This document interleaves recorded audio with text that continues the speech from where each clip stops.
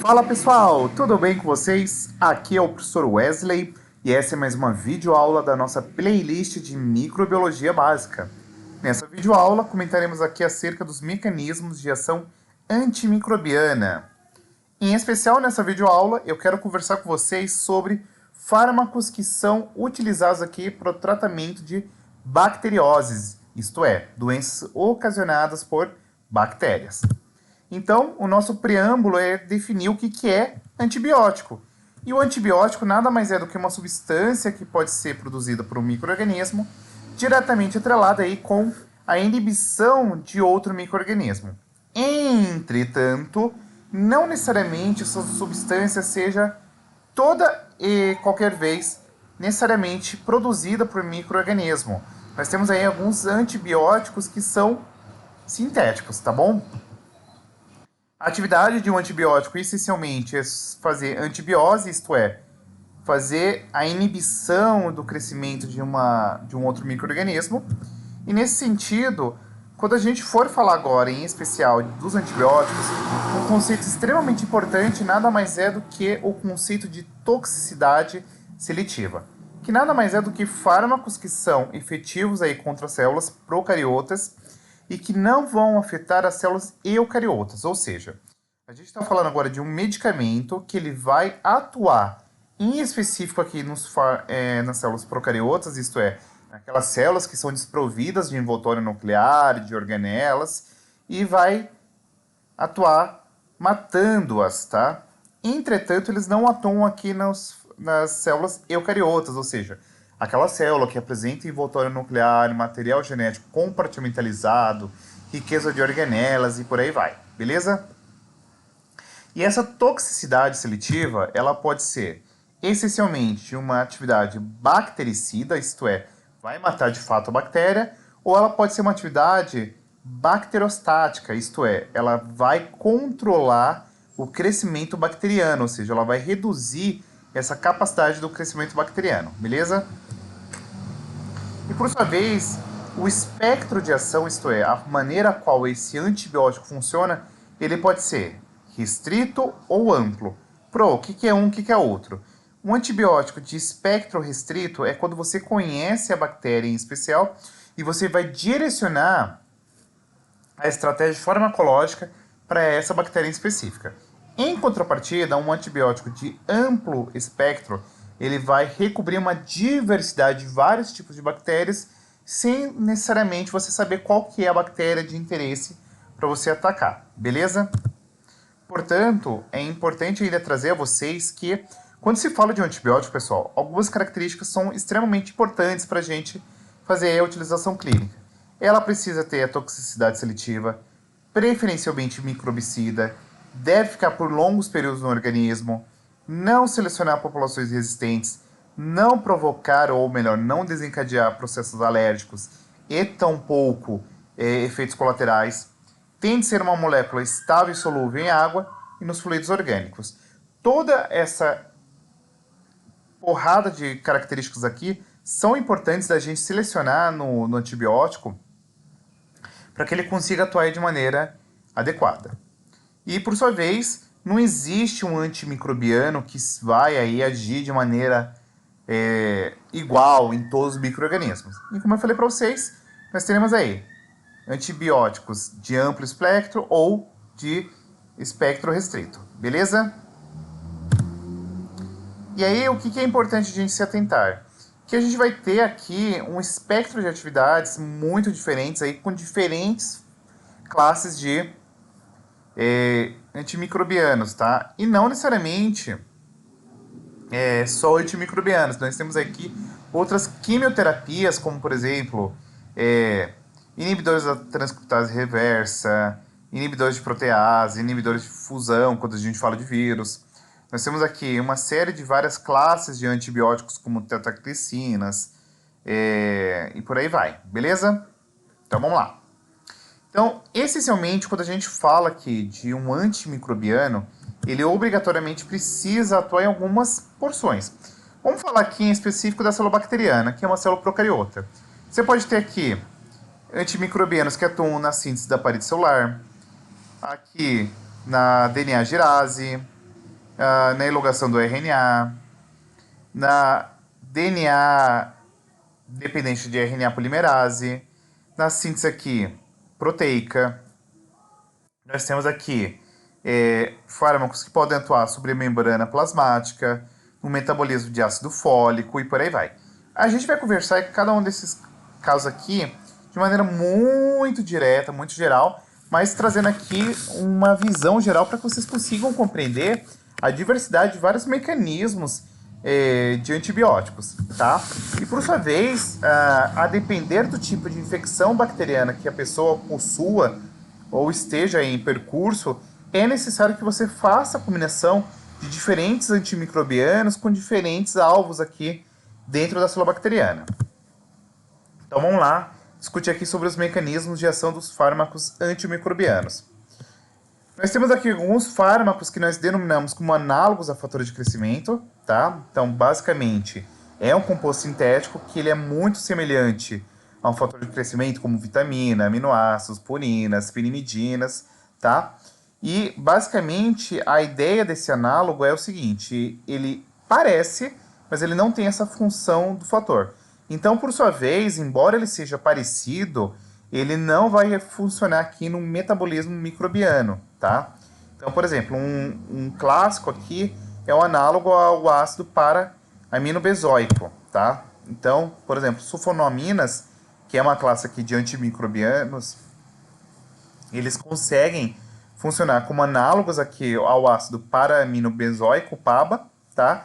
E por sua vez, eles acabam por inibir a síntese aqui do ácido fólico, que é basicamente um composto presente aqui na vitamina do complexo B, que acaba sendo extremamente importante, gurizada, para a precursão aqui da formação de ácidos nucleicos. Então, por exemplo, a sulfonamina, ela é análoga ao ácido aminobenzoico, e esse ácido aminobenzoico, ele é extremamente importante porque ele está aqui como um precursor do ácido fólico, e esse ácido fólico ele é importante, por exemplo, para síntese aqui de ácidos nucleicos, tá? Então, qual que é a ideia aqui da sulfonamina? Ela compete com o PABA, tá? Esse ácido aqui aminobenzoico, tá? E por consequência você não vai ter a formação aí das purinas e consequentemente a ação aqui para a formação de DNA. Então as sulfonaminas, elas são basicamente uma classe de antimicrobianos que apresentam um espectro muito amplo, tá? E essencialmente são bacterostáticos, ou seja, elas controlam o crescimento bacteriano. Então, o mecanismo de ação molecular das sulfas, da sulfonamina, por exemplo, é fazer com que haja toda uma interrupção dessa via aqui que vai acarretar na formação de DNA ou RNA.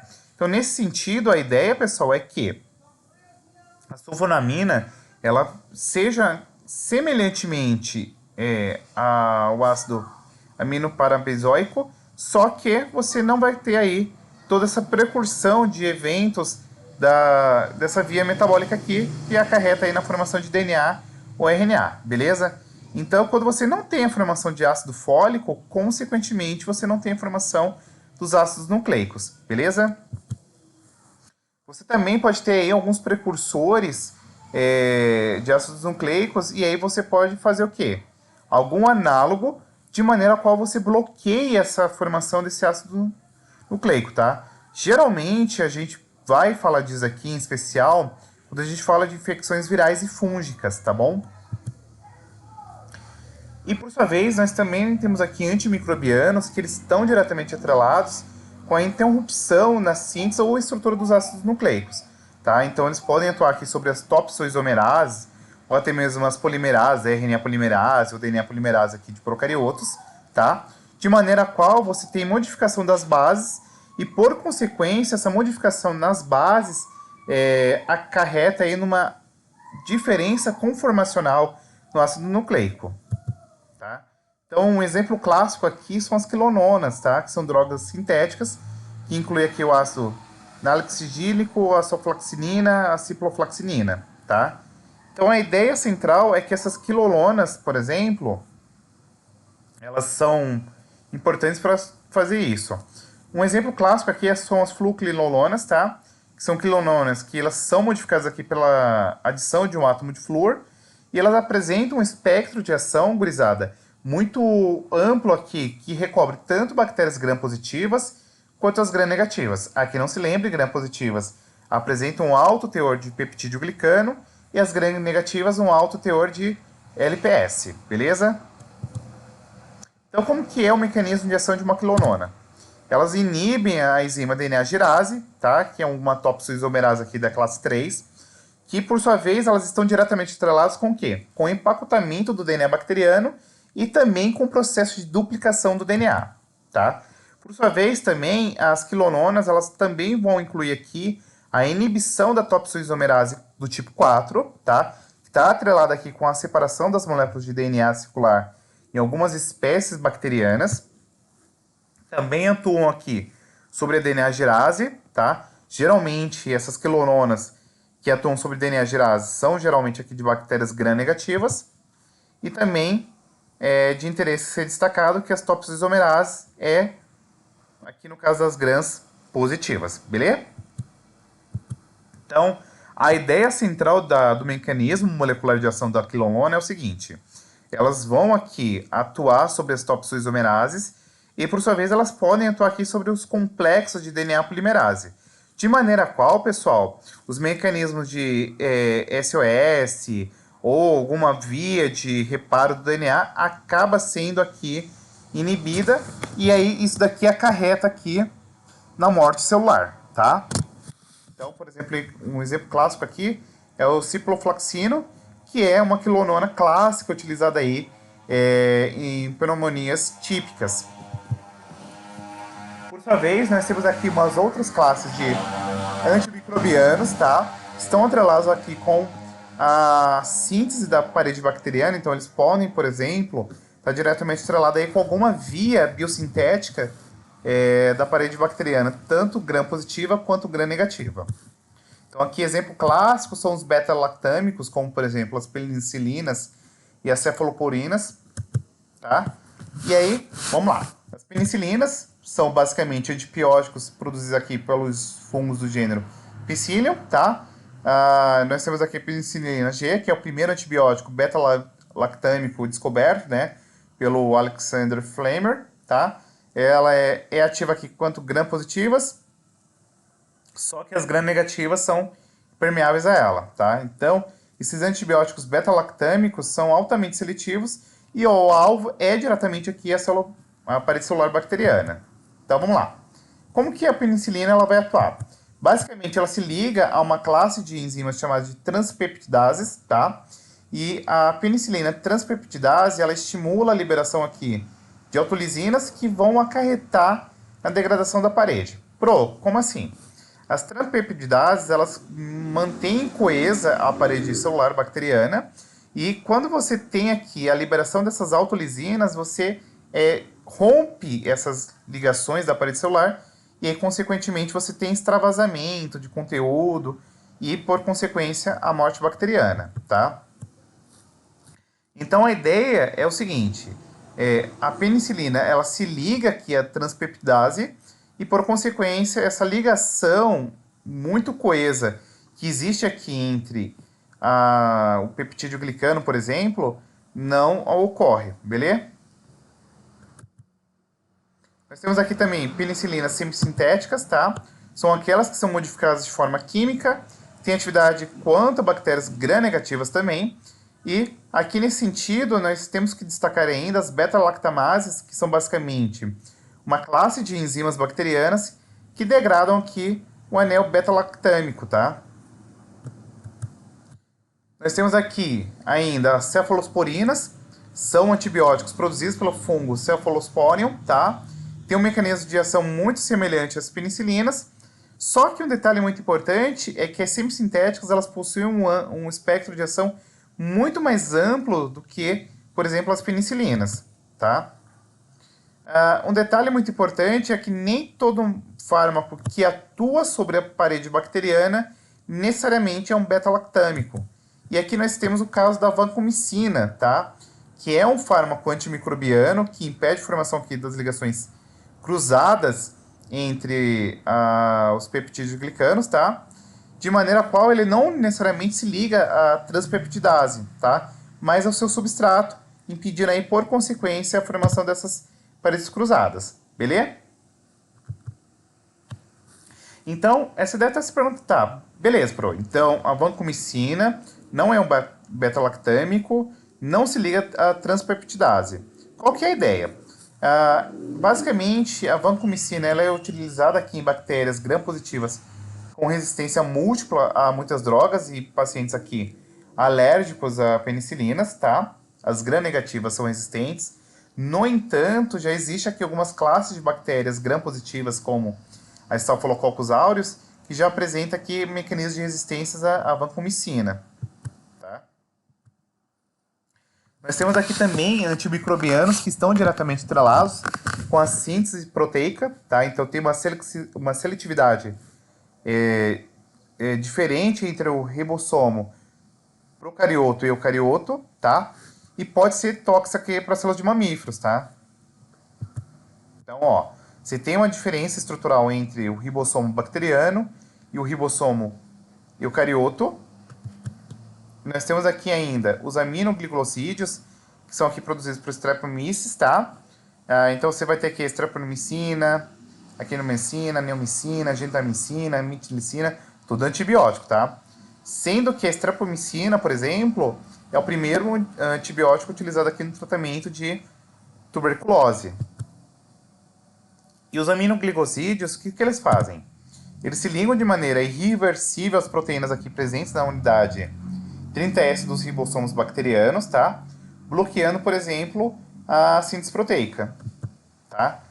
Pode se ligar também ao complexo 70S, levando a uma deformação aí na estrutura do ribossomo, e por sua vez, se ele altera essa conformação do ribossomo, a ligação, por exemplo, do anticórdon com o córdon acaba sendo afetada, e aí você tem uma incorporação incorreta do aminoácido, e por consequência, se você não liga adequadamente o aminoácido, você não tem aí uma proteína funcional, então ela fica inativa, beleza? Acerca aqui do espectro de ação, ela atualmente é empregada principalmente aqui com bactérias gram-negativas, tá? São muito tóxicas, então elas apresentam aqui efeitos neurotóxicos, nefrotóxicos, tá? Classicamente elas são substituídas aqui por penicilinas e tetraciclinas no tratamento da tuberculose, e elas são utilizadas aí somente quando não há nenhuma outra alternativa aqui para o tratamento. Sobre as tetraciclinas, é importante ainda destacar que são produzidas aqui por Streptomyces também, tá? É um dos primeiros antibióticos com amplo espectro de atividade, então elas recobrem tanto gram-negativas quanto gram-negativas.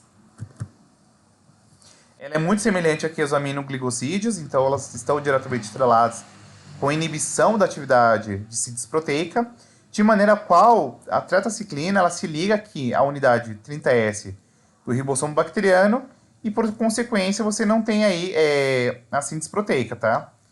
E apresenta aqui um efeito que ele pode ser reversível, tá? Juntamente com as penicilinas, está entre os principais tipos de quimioterápicos que são mais utilizados aí na terapia antimicrobiana, beleza? Um detalhe muito importante é que já existe aí algumas coisas datadas, por exemplo, em cerca de 550 depois de Cristo, de tetraciclinas encontradas aí em esqueletos humanos, tá? Daqui é só curiosidade, já tem aqui alguns casos desse estudo aqui de 1989, que encontrava-se aqui um depósito em ossos e esmaltes aqui do dente de múmias, tá? Então tem algumas coisas aqui da núbia também, de doenças infecciosas, e por aí vai, tá? Nós também temos aqui alguns antibióticos que estão diretamente estrelados aí com as membranas celulares, tá? Eles são extremamente tóxicos quando são administrados de maneira sistêmica, são úteis quando aplicados aqui de forma tópica, atuam como detergentes e destroem a membrana, tá? Geralmente aqui em bactérias gram-negativas. No entanto, esses antimicrobianos, eles também podem ser utilizados aqui para terapia antifúngica, porque eles conseguem degradar aí a presença dos esteróis presentes na membrana de fungos, tá? E por fim, nós temos aqui as polixinas, tá? As polixinas são basicamente o polipeptídeo cíclico aqui, ligado a uma cadeia de ácidos graxos. Então, nós temos aqui as policinas A, B, C, D, E. Aqui, em especial, destaco a polixina do tipo B, tá? E o mecanismo de ação da polixina é o seguinte. Tem uma porção aqui de ácido graxo que ele consegue se inserir na membrana, e quando ele se insere, ele acaba por acarretar uma alteração conformacional na estrutura e, por consequência, acarreta na alteração da permeabilidade dessas membranas, ocasionando a quilise, tá? São extremamente eficazes aqui contra bactérias gram-negativas, em decorrência aqui da parede externa de LPS, e são extremamente tóxicas, tá? Então é uma última alternativa. Um detalhe é em especial aqui das pseudomonas, que são resistentes aí a outras drogas, beleza? Então a literatura adotada foi o De Brock, essencialmente. E se você tiver gostado do vídeo, deixe o seu like, curta, compartilhe, comente, se inscreva no canal, divulgue o projeto, deixe dúvidas, comentários, que vai ser um prazer respondê-los, tá bom? Um super beijo e até a nossa próxima aula. Fui!